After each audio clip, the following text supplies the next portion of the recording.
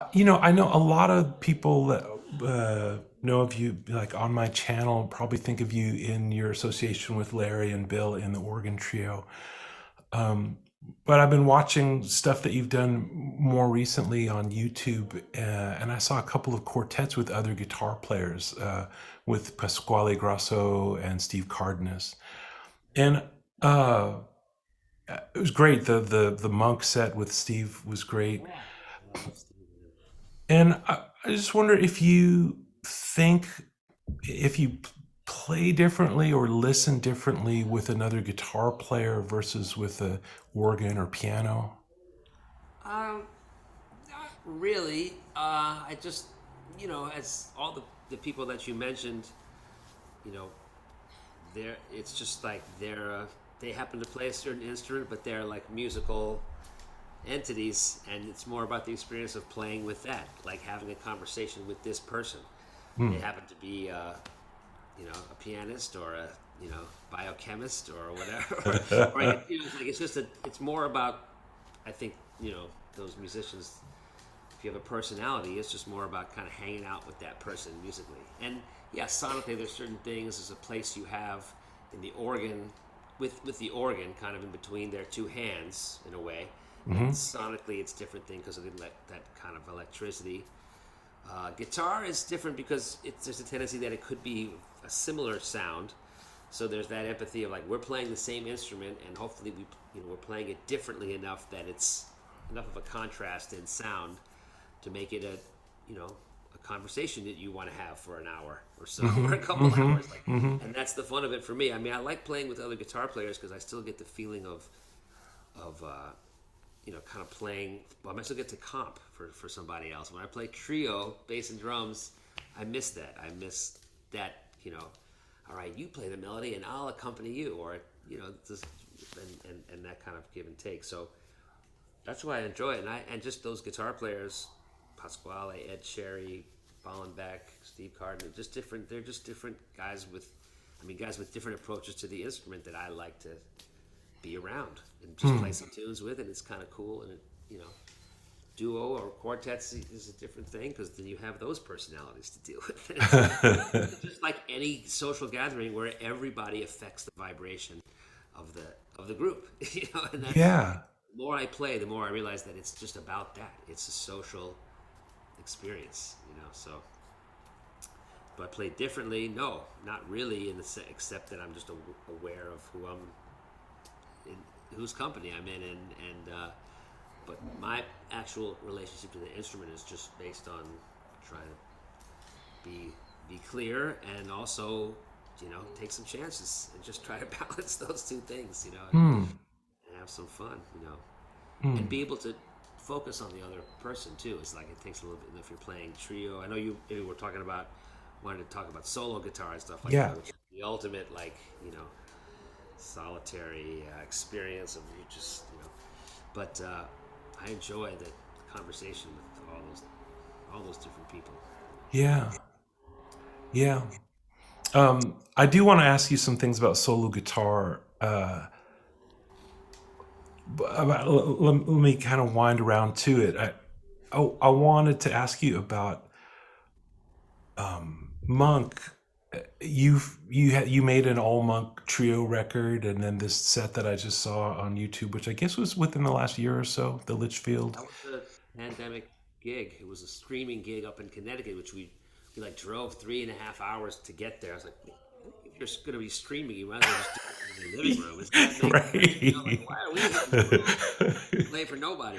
But it was in this beautiful studio up there, and it was, in conjunction with the Litchfield Jazz Festival, Litchfield Jazz Universe that they have there. So, and it was cool. It was a chance to, do something with Steve, and we had been talking about trying to do a set of monk tunes, and because of our shared interest, and you know, and it worked out. It was just a hell of a long day. Yeah, right. You think of a streaming thing, you don't think of like, yeah, 3.5 hour drive, and you got to be there early for the load in and the sound check, and that's like Nice. that's a whole day. Yeah, and everybody's road chops were down at that point. Like you get to the rest stop, it's like I don't know what to buy. I haven't done this in a long time. It's like kind of it was a funny day. But yeah. But Um, more importantly, to Monk, I mean, yeah, it's just a great challenge, I think, for guitar players to deal with, well, for any musician to deal with his music, the way it's constructed and beautiful language of it and everything. But as a guitarist, so much of what we do is based on reduction. The guitar is like, you can grab this and that's it. And right. so much of Monk is based on, even though he's a pianist and has access and does play some very dense sounds sometimes, a lot of his, to me, what makes him so unique is the way he reduced things and kind of would play pieces of chords, and a voicing is really just three notes, and if you add a fourth note, it changes the whole quality of the thing. So when I started listening to Monk and trying to play some of his stuff on the guitar, I realized that it laid on the guitar, and certain things laid on the guitar, and it made me just think differently about leaving out even more than the guitar could do. A lot of times you'll play automatically a four-note voicing on the guitar. And I'm like, Yeah. I think Monk has the right idea with just three notes and where they're placed. And that got me thinking about the guitar differently. And then the challenge is to try to look at the fingerboard and the matrix that it is with the same, clarity that someone will look at a keyboard, which is the whole thing is right there in two octaves like that, flat, and guitar is just it's a monster. So that the way the guitar is set up makes people kind of apply positions and grips and all these things that kind of take us away from what Monk was doing, which was just like, I don't need that note and I don't need that note, even though I can hit it. Right. I'm just gonna play these notes, and that's the sound based on some kind of you know not always reduction, but just clarity. And sometimes you don't need more than you need. So, Right. Right. and also his music always just sounded like, I mean, being like we were talking before about being from New York City, and Monk's music had that such a quality of New York to me. It just felt like that, even though it's universal, of course, but just here, his tunes had that quality to me. So Huh. I was always attracted to it. He had really stopped playing by the time you were coming up and playing music, I guess. No, I mean, yeah, I missed. Well, I remember hearing about him passing away in 1982, right? I think it was. Yeah. I was in high school still. I was just getting into jazz and kind of knew about who he was, but yeah, I think he stopped playing in the mid 70s or Yeah. later Something 60s. like that. Yeah. Yeah, what a story! What a character! Just Yeah. so much courage in the way he plays and the way he wrote and all that. Yeah. I was struck by, sometimes guitar players, when they play Monk tunes, will put them in different keys. I've seen people play Around Midnight in E minor. Right, right.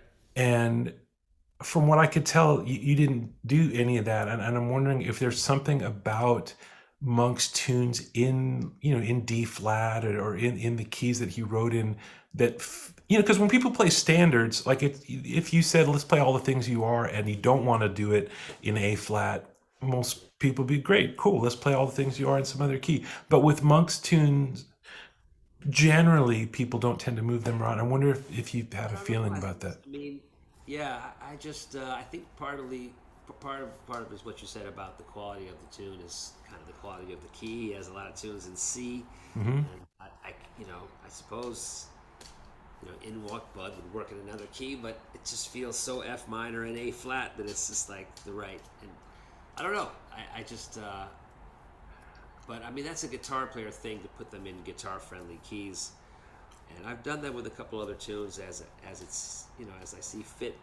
Usually I'll do it just for like one part of the song where you can need like an open string or you can get this voicing, but generally, yeah, I mean generally with standards, you're right. I mean I try to play them in different keys and try to mix it up so I don't just get stuck on learning the tune visually and where it lays on the guitar. If you put it to another part of the instrument, you have to hear your way through it, and you end up learning something about the guitar also, and the song, just to see how it's constructed. I did have to play Around Midnight in B minor once with a singer, which Huh. was very strange. It just sounded funny, but I don't know. Maybe I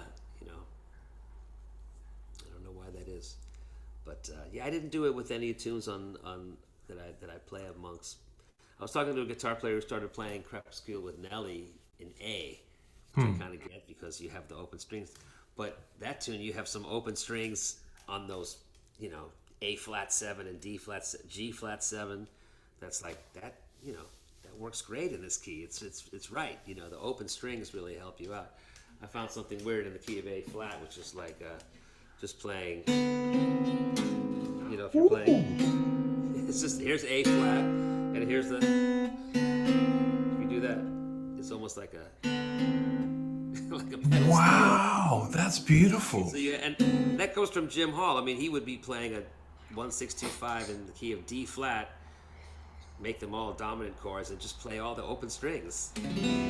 Huh. Like stuff like that. So the open strings are all the extensions of the chords as opposed to the roots and stuff like that. So, but having said that, I did mess around with Lush Life in the key of A because that seems to be nice, and it's a nice bright key for it.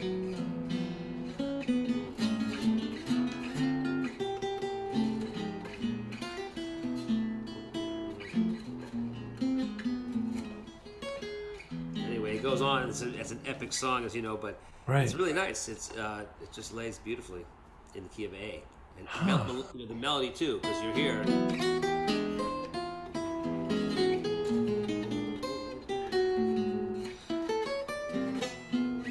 And that's C.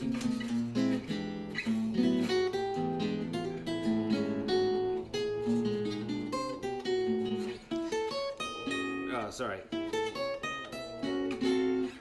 That's D flat major, and then you're in the Right. key of E.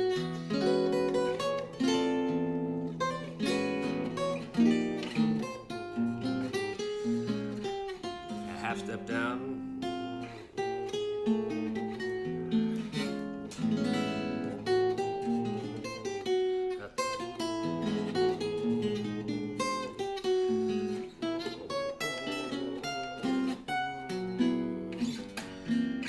Whatever, now you're in the key of A. Mm-hmm.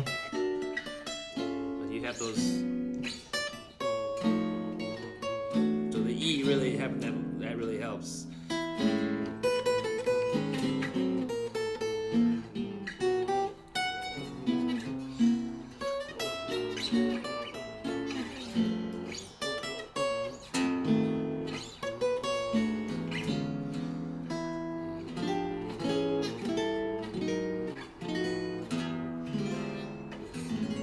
Yeah. Ooh. Pretty in that key. So I'll take my open strings sometimes when I can, when it really helps. But yeah, everything lays nice in that key. The verse Hmm. too. Yeah. Anyway, C sharp minor. Right. So that's that tune is very much associated with the key of D flat too.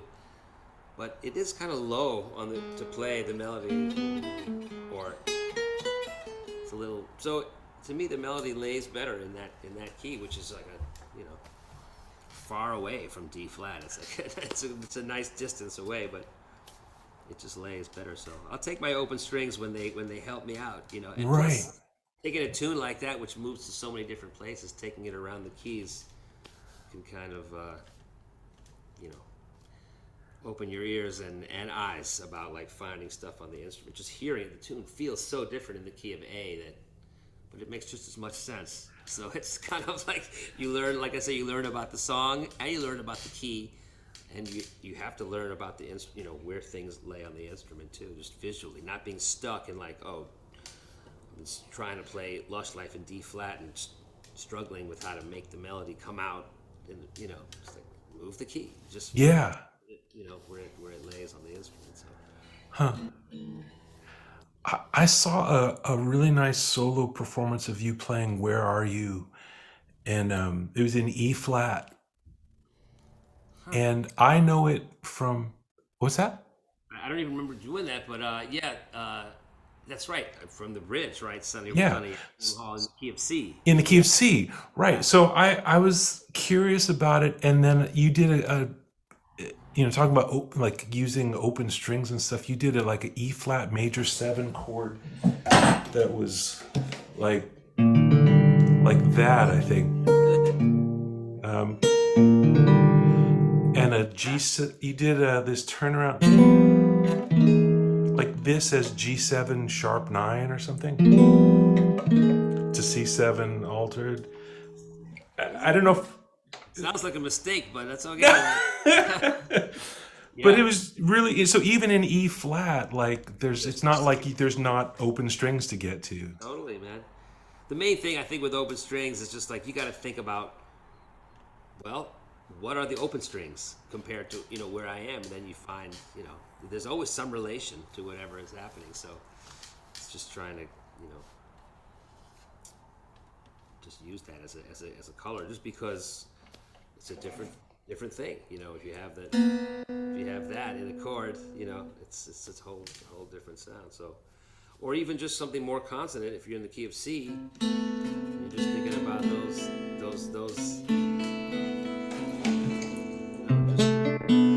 Oh yeah, guide tones covered with the yeah. open strings, and then whatever else you want to. It frees you up Oh, with what the chord can be. If it's here already, then you have this. Anyway, but it's just trying to connect with where the open strings are in any chord. Just can I not use a finger and still get some. But it's all intervallic. It's all just trying to think of what are the connections of the notes that you're playing. Because I have this pet peeve, and I found something interesting. It's like this chord. Everybody plays. It's a Mel Bay chord, right? right. But I was messing around in the key of D and trying to find a chord, and I found this chord, which is just the same notes, with the difference being this note is down an octave. Right, Oh so wow. basically, but you have the open string. So basically, instead of 1 5 7 3, you have 5 1 7 3. I never would have thought of that. That's so I beautiful. didn't think of it, but I was just looking for something to, how to keep the third on the top and not play this chord. I mean, I kind of gave up playing this chord a long time ago because I just never really liked the way it sounded. And I saw Gene Bertoncini doubling the third, Uh huh. on those minor sevenths, and it sounds. But then I found this, and I was like, wow, this chord is 5,000 times better than this chord. Yeah. But why? But why? It's just this note is just below the root. So I was like, okay, that's what it is. It changes the whole intervallic relationship of all the notes. When you have this here, it's like a I don't really play cards, but it's like if you have a really good hand, you have like a royal flush or like whatever. This is like 2/4. You have Oh. 2/10, right? Huh. And you also have a major seventh, which is cut off when you put that there. So it's like, wow, that's the hand that I want. I want 2/4, 2/10, and a major 7, and you put that down, and that's the winning hand. Yeah. But this is a fifth, a third. So it's just like the whole thing that a chord is the connection between the notes that you're hearing. Whereas we're taught as guitar players, a chord is this, or a chord is this, and then we try to manipulate that. But if we start from the place of just building up, realizing like it's about the intervals in the chord which make the chord sound good, so gets you away from playing those grips. But really, for 20 years, I played this and didn't think of. I mean, I never found this. Because I was just Right. like leave the fifth out. But it's Right. not so simple as leave. It's so, some rules won't work. So in this case, especially with the open strings, it's like put the fifth in, just put it in lower, and then what you have is like a whole different sound than this. It's so Right. different, but so that's apropos of nothing, but it's just like that's how I try to approach looking for voicings in general. It's just like, what note do I need maybe for a melody, and then what can I put underneath it to just give some. You want to have a good hand. You want to not just random notes, not just random cards, and say, that's not what you want. You want a hand of all hearts. Yeah. That's the idea. Yeah. Though that's what that sounds like. That's a winning hand. That's that feeling. Well, okay. So now I'm curious. I wanted to circle back about keys. Um, am I Did you have you recorded simple as that when you in different keys? Like when you did a quartet record Yeah, a it while was back with Brad. minor. Yeah, Yeah. yeah. I changed the key So why did you change the because I key? felt the melody laid better and a step down, and it wasn't the high note was in a better spot, and I really kind of liked this. Realized I liked the sonority of F minor. Maybe it felt better for bass players to play. Also, I mean, even though G minor's okay too, it's not. It's just I just made a choice and said I think the tune is more F minory than G minory. Like it Huh. just put out the carrot. And there's a part of the song where it goes to E instead of G flat, which uh, and that's E Oh major. So yeah. it's just now you have this, so it's I don't know. It just laid. I was messing around with it, and maybe I was like didn't like playing a note that high on the intro, so I didn't like it an octave lower. So I just was messing around with it and just said I don't have to move it that far. Just a step down really lays. And I remember asking Brad because we had recorded it in G and then we played it on the gig, and I said I changed the key. This is cool, and Brad was like, it's kind of better, it kind of lays better, and he was like, he just said, yeah, I guess it wasn't, he liked the tune in G minor too, from what he said, but he's like, yeah, it kind of lays better. Huh. It was deeper somehow, good bass player playing that as opposed to the G, Hmm. where they might be tempted to play an open string, which is an octave higher. And it's just different. It's cool. They're both cool, but I just messed with it just because I liked it better in the other key. Huh. Yeah. I was just listening to some different recordings of different things just before we were talking. And it hit me. I was, wait a minute, that's not the same.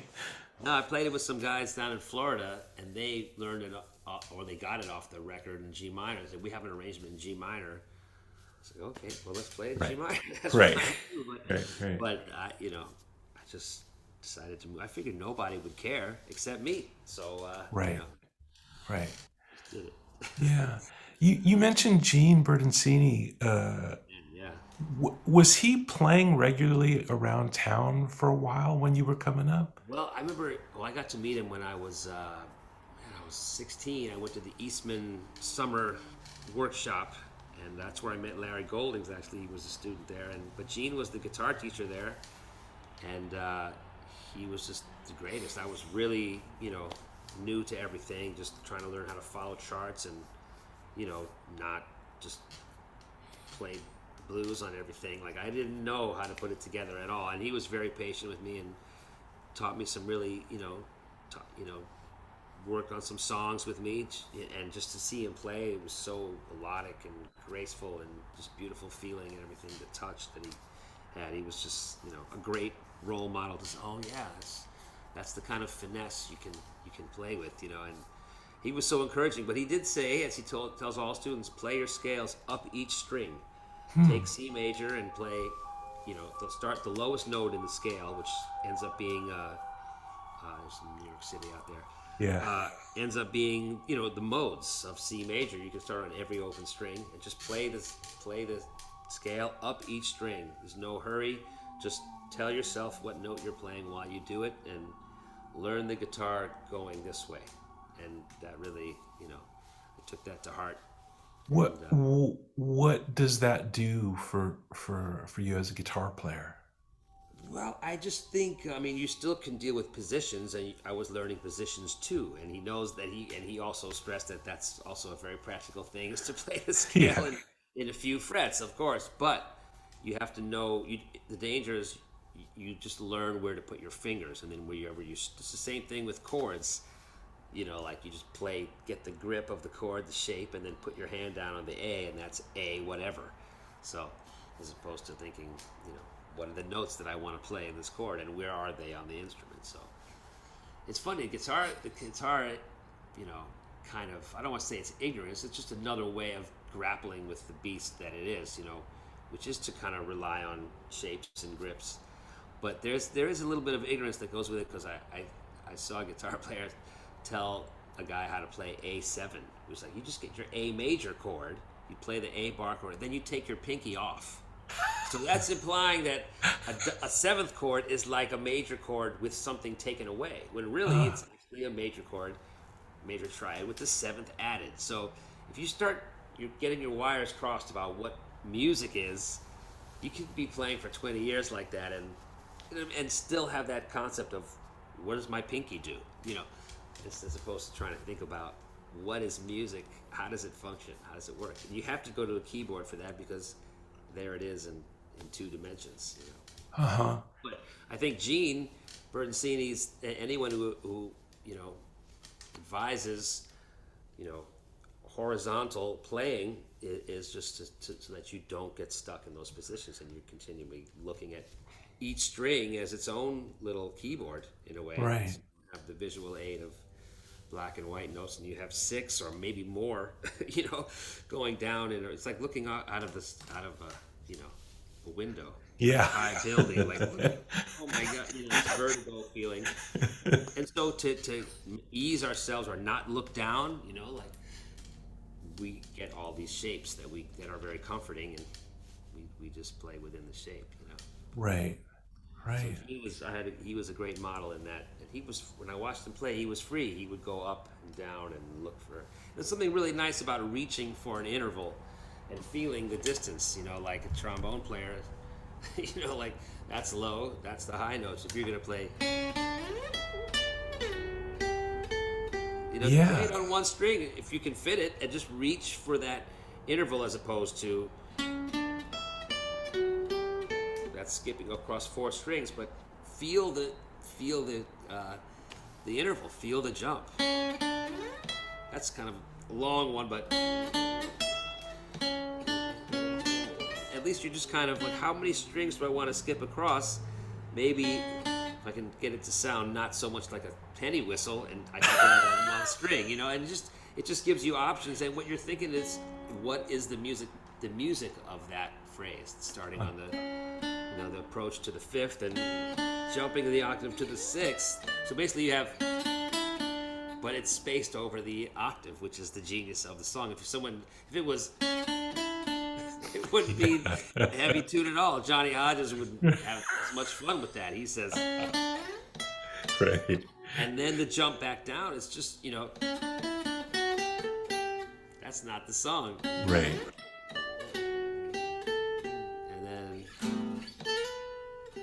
so it's just like, it gives you that interval right away, you know, and it's just like kind of understanding the architecture of the song is to like, let me just not find the easiest way to play those notes, but just to feel like this is what the guy wants. He wants the singer or the whoever's playing it to, you know, make that jump right away.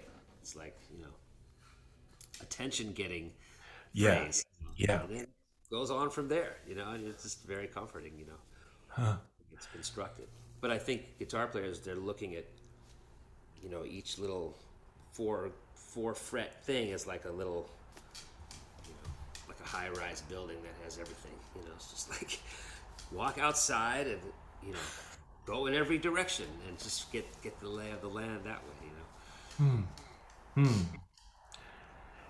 Have you ever had like a solo guitar residency where you were playing on a weekly or monthly basis? I did at first when I started playing solo. I did it at Smalls when they used to have like early set solo piano, like happy hour kind of like 5:30 to 7 gigs. And so I just was like asking my friend Spike, who runs the place, like, you only have piano, you never have a guitar? He said, no one's ever asked. Want to do it? And I was kind of like, well, I don't know. No, not really, but I mean, like, I should, like, that was always the thing that terrified me the most, like playing by myself. And Huh. so I just figured, you know, whatever, it's kind of, no one's really in there, and I can just try to work some things out. And yeah, I did a few. It wasn't like, well, it wasn't, definitely wasn't weekly. I think I was doing it like twice a month for for a little, for maybe 2 months, and then it was like once a month. And but it kind of was semi-regular and just gave me something to work toward as I got. I mean, everyone kind of felt like, and still does feel like the first time. You know, it's something like it's brutal, and it would just be, you know, hard, and then there'd be like 15 seconds at some point in the night where it's like, oh yeah, that was okay.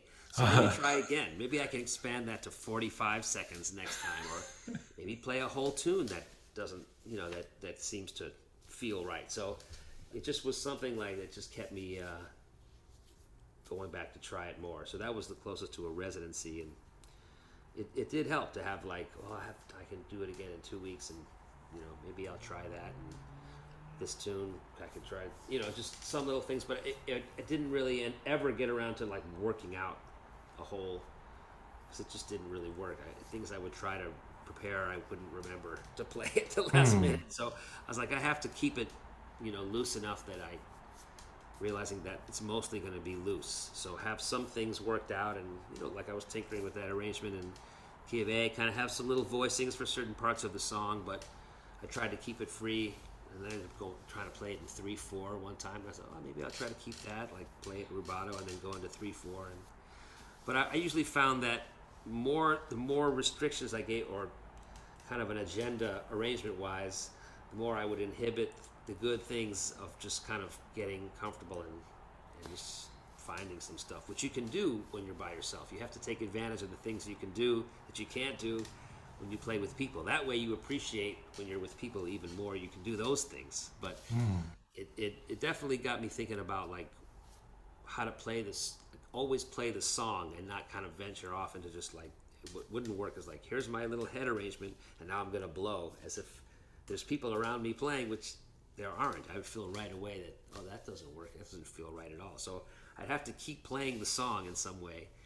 And in that way, I think playing solo helped me be more faithful to songs in general. Even when I do get to play with the rhythm section, it's just like, yeah, keep playing the song anyway. You know, you can't get away from it, get back to the song somehow. And it would make it more about the song, and then I could try to find some things to play that came off solo, as opposed to just kind of, you know, here and there. But it was, I would say it's definitely mostly, you know, attempts and kind of, you know, I don't want to say failure as if that's like some big neurotic thing, but I mean, objectively, most of it was not good, you know, so, and that's all right, but it's very difficult, you know, it's hard. I tried some things, sometimes things work, sometimes I tried this too much or didn't, but, you know, I had a little go of it for a while and got to know what it's about somewhat, and got more into it during the pandemic just because there was nobody else to play with. So it got me more into playing solo out of necessity than as out of some kind of like, I need to do this to conquer my fears of, because really I was afraid to play solo. I would be afraid to play intro. Someone would play, you know, say play 4 bars. I'm like, just me? Like how I, you know, like I just didn't like the feeling of being exposed. So I just figured if I could get through a solo gig, then intro wouldn't be as terrifying in Right. the grand scheme of things, you know. So, Right. but I am definitely thankful to Spike for giving me, you know, those dates and trying to, you know, have a chance to kind of work out some of those neuroses. But Yeah. you know, it was whatever. It's not for everybody, but it's a good thing. It's good therapy for yourself just to deal with the silence, and just like the only vibrations you hear are the ones that you're making. So what is the connectivity between the sounds that you're making? Is it about the song, or is it just kind of going through the form? It could be very awkward, but some guys I think really think of it as a chance to show all the chords they can play, and they lose the song sometimes. So I definitely was thinking more about what I didn't want to do in a lot of ways, but you know, it's a great thing. Everyone should do it. All guitar players should just spend some time playing by themselves. You see what goes out the window right away, and that's what you learn about yourself and your tendencies and your you know, where your concentration is and where you lose concentration. Just you know, stuff like that. For somebody who's never done it and they want to get started, what do you think is a good just point to start from? The melody, playing the melody by yourself, even as if you were a monophonic instrument, like a flute or a or a trombone or anything, or a, you know, kazoo, whatever. Just play the melody. Think about how to phrase the tune, and that's that's the story of the song. Then you can deal with like what to put in the background, you know, the scenery, the lighting, orchestration, all that. I mean, orchestration is a highfalutin word, but it's like that's what you try to do. You try to play the melody, bring that out, and then orchestrate it, make based on what kind of orchestra you have or what you can conceive of being. But I think that's the starting place. I think for playing a tune by yourself is just reciting the melody. It can be in time, it can be, or it can be loose, whatever. Work on both, you know. But that's where it starts. I think then you try to orchestrate what you can to enhance it. I always think of Frank Sinatra. Like, I want to, you know, Frank's got to sing the song, and then you have to make Frank happy. You know, you don't want to be stepping on Frank's toes. Frank's got to sing some word, and then this chord or the thing that you're doing doesn't go with that. So, you know, Frank doesn't like that. Frank wants, you know, like, help him out. Frank is the one vulnerable out there. He's showing his heart on his sleeve. You got to give Frank some emotional support as well as harmonic support. So it's just about that. Like, what is going to help enhance the melody? That's a conceptual thing about a song. And then when you actually do it, you have to try to be Frank. You have to try to be Nelson Riddle and the guy conducting and the guys playing the parts. It's a lot of course, you're going to drop some things every once in a while, but that's the idea. It's like, play the song and enhance the song like, you know, like you're Frank and you want to hear what's going to help you out. You know? Right. You don't Wow. need a lot, but what's there has to be, you know, has to help. Yeah. Wow. That's such a beautiful way to think of it. I Help just was. Frank and Frank will help you. Don't help Frank, and it's not good. It's not good. You might. Yeah. Man, I want to tape a note to the top of my guitar that says "Help Frank." Help Frank. Oh.